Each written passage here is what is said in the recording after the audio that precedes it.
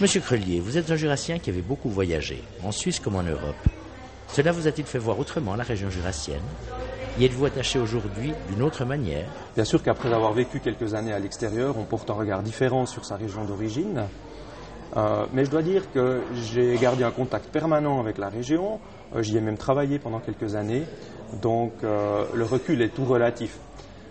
Mais j'ai un attachement et une affection toujours aussi grande et forte pour cette région, ma région d'origine. Et je pense être capable d'en apprécier de plus en plus avec le recul la qualité de vie, la densité des relations sociales. L'offre culturelle est aussi très riche, mais trop méconnue, malheureusement. Il y a tout un réseau de créativité et d'initiatives qui sont prises.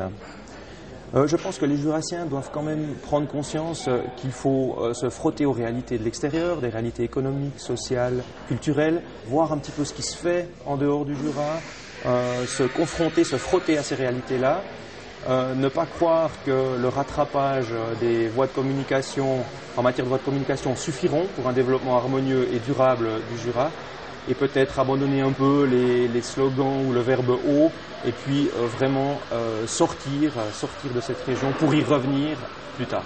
En tant qu'enseignant de français en contact permanent avec les adolescents, pouvez-vous mesurer l'intérêt de la jeunesse pour les lettres francophones et suisses? Alors franchement, je dois dire que les élèves n'ont pas comme première préoccupation d'être attentifs à l'ancrage culturel du livre qu'ils sont en train de lire.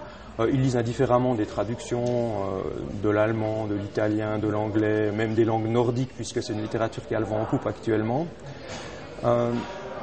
Mais ça m'est arrivé plusieurs fois d'organiser des cycles d'exposés de littérature romande, et les élèves se sont pris au jeu, se sont même passionnés pour ces auteurs, ont voulu absolument rencontrer l'auteur des romans ou des poèmes qu'ils ont lus.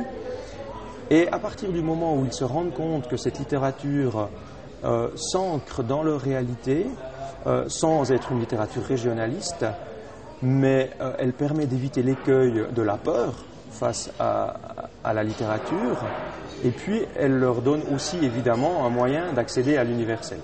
Donc ça a à chaque fois été des expériences très positives.